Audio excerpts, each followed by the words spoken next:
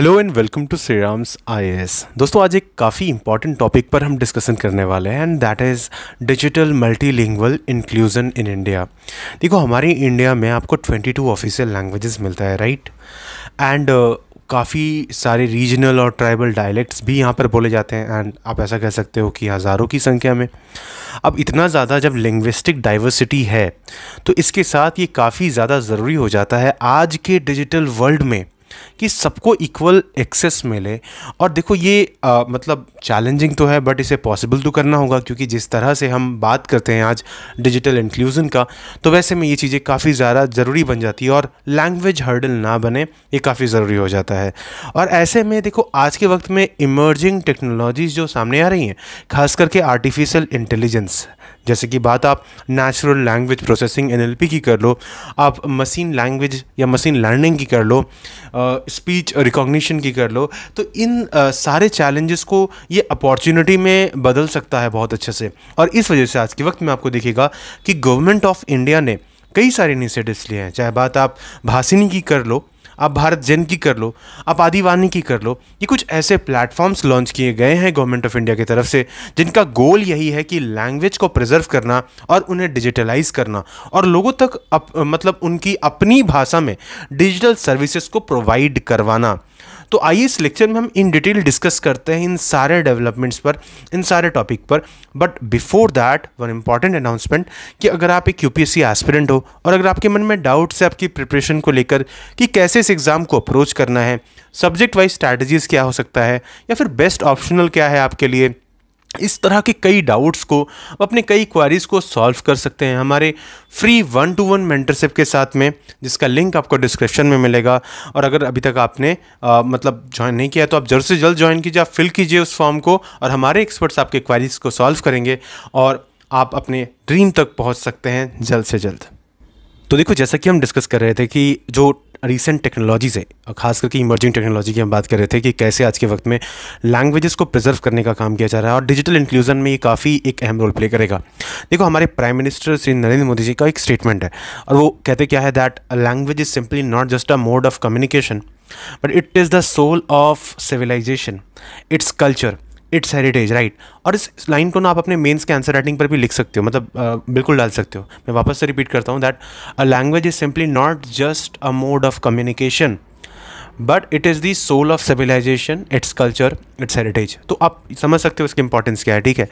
तो इन्हीं सारी चीज़ों को जब हम समझते हैं तो देखो, मैं आपको एकदम सिंपल लैंग्वेज में एक चीज़ बताता हूँ कि मान लो जब इस तरह की इनिशिएटिव्स हम ले रहे हैं तो इसका मेजर मोटिव क्या है कि जब हम बात डिजिटल इंडिया की कर रहे हैं लेट से, तो इसका मतलब ये नहीं कि डिजिटल इंडिया या डिजिटल प्लेटफॉर्म्स जितनी भी हैं या डिजिटलाइजेशन के साथ में जब हम लोगों को जोड़ने की बात करें तो उसका जो मीडियम होगा सिर्फ इंग्लिश या हिंदी हो, ऐसा नहीं होना चाहिए।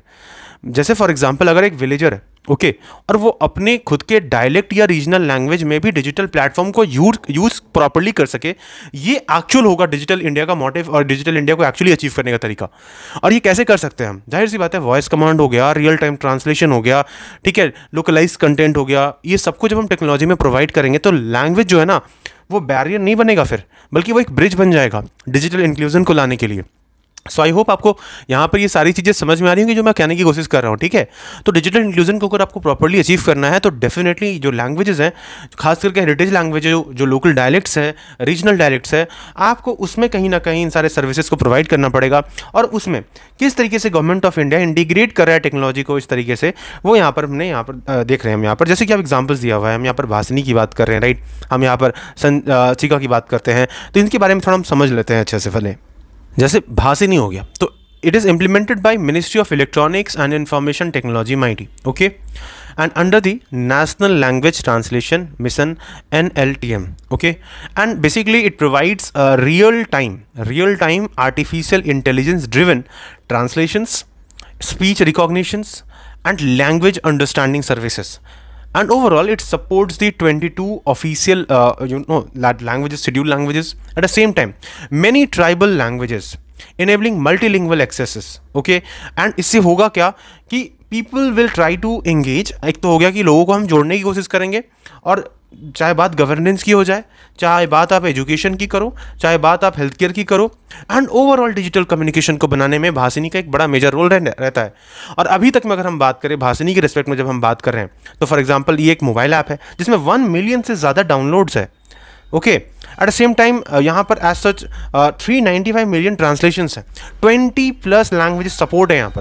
तो आप समझ सकते हो कि ओवरऑल ये भाषिनी जो है ये कितना एक मेजर रोल प्ले कर रहा है ऐसे में। ओके, इस तरीके से एक और यहाँ पर एग्जांपल जैसे हमने पढ़ा भी कि Sanchika, it is managed by central institute of Indian language, CIL। Okay, now CIL के द्वारा इसे ऐसा मैनेज किया जाता है।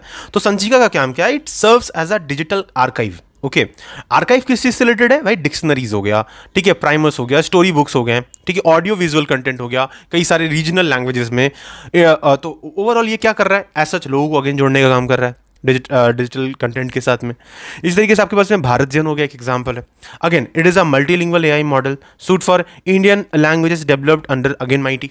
ओके, तो ये क्या करता है? It create text to text, सबसे पहले text to text, at the same time text to speech translation. Okay, and overall what it use data sets from where? Data set जो यूज करता है वो दैट इज फ्रॉम SPPEL। What is SPPEL? So it is a scheme, okay, scheme for protection and preservation of endangered languages. Okay, and at the same time Sanchika digital repository. तो ये क्या है? SPPEL क्या है? That is scheme for protection and preservation of endangered language. तो ये एक data set के जैसा है जहां पर आपको वो सारे लैंग्वेजेस दिखते हैं जो आज के वक्त में विलुप्त होने वाले हैं, ठीक है। तो उस तरह के कई सारे आपको लैंग्वेजेस के डायरेक्ट्स यहाँ पर आपको सेव दिखते हैं। तो इसको यूज करके कहीं ना कहीं वो कल्चर के साथ में, वो लोगों के साथ में जो इससे जुड़े हुए हैं, उनको कहीं ना कहीं कम्युनिकेशन में ये मदद करता है। आप समझ सकते हो इसका रोल यहाँ पर क्या है। At the same time you have Adivani. Adivani, it was launched in 2024 by Ministry of Tribal Affairs, MOTA, and it is India's first AI-driven platform for tribal language translation and preservation। भाई prelims में पूछ देंगे ऐसे, ठीक है, आदिवानी के बारे में। जैसे ये सपोर्ट करता है संथाली हो गया, भील हो गया, मुंडारी, गोंडी, इस तरह के कई सारे ट्राइबल लैंग्वेजेस जो हैं उनको ये सपोर्ट करता है। And through what? Through natural language processing, NLP, through speech recognition as such, right. इस तरीके से यू हैव अनुवादिनी।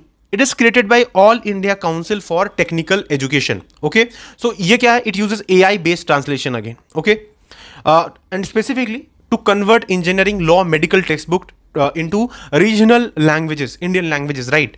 एंड ओवरऑल इससे क्या होगा कि देखो, इसको जोड़ा जा सकता है नेशनल एजुकेशन पॉलिसी 2020 के साथ के ओवरऑल, और जिससे जो हम बात करते हैं ना, जिसका मोटिव क्या है कि हम लर्निंग को मदर टंग में पहुंचाएंगे, और वो कहीं ना कहीं इसमें एक मेजर रोल प्ले कर सकता है।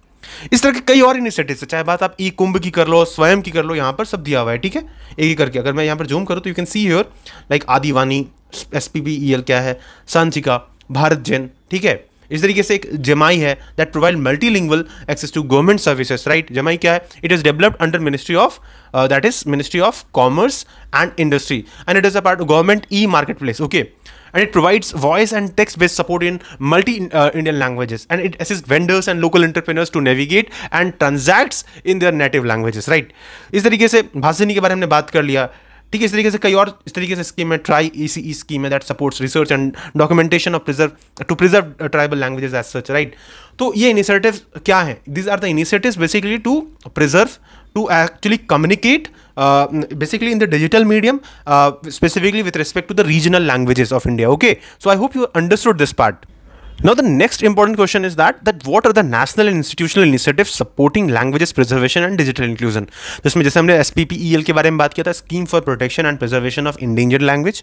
अब इसे 2013 में पहली बार लॉन्च किया गया था। ओके, 2013 में आया था bye ministry of education, and it is implemented by, जिसे हमने बताया, CIIL, that is central institute for Indian languages, Mysore. Okay, and इसमें आपको क्या दिखता है? डॉक्यूमेंट्स दिखता है, डिजिटल आर्काइव्स दिखता है लैंग्वेजेस का, वैसे लैंग्वेजेस जो इवन आज के वक्त में 10,000 से कम ऐसे लोग हैं जो बोलते हैं, ठीक है। तो इसी तरीके से ये टेक्स्ट, ऑडियो, वीडियो, कॉर्पोरा, इस तरह का चीज़ वो कहीं ना कहीं स्टोर करके रखता है, and basically use to support AI and NLP based research and to endangered languages basically. तो मेजर मोटिव इसका यही है, and they can ask you in exam SPPEL के बारे में in prelims. Okay, at the same time you have TRIES। ये क्या है? Tribal research, information, education and communication and event scheme. Now ये क्या? It is implemented by again ministry of tribal affairs, MOTA, and ये क्या promote करता है? Again AI based translation for converting English and Hindi text to and speech into tribal languages basically. Okay, and इसमें एक collaboration भी चल रहा है TRI के साथ में। TRI stands for tribal research institutes, ताकि कल्चरल सेंसिटिविटी, कम्युनिटी का पार्टिसिपेशन और बेहतर किया जा सके एज सच ट्राइबल एरिया में, तो उसके लिए। Similarly you have NTM, national translation mission, a flagship program. Again it is by ministry of education only, and यहाँ पर क्या इसका एम क्या है, to translate knowledge and academic text into Indian languages to democratize the education and research basically. Similarly we have NMM, that is national mission on manuscript run by ministry of culture basically. Okay, यहाँ पर क्या है, basically it works on the preservation, digitalization and dissemination of ancient that is Indian manuscript in Sanskrit, Pali, Prakrit, this type of basically regional languages. Okay, so overall I hope you understood this part कि किस तरह से आज के वक्त में overall कि language जो बैरियर है उसको यहाँ पर गैप को कम करने की कोशिश की जा रही है गवर्नमेंट ऑफ इंडिया की तरफ से। ये मेजर इनका एज सच इनिशिएटिव है।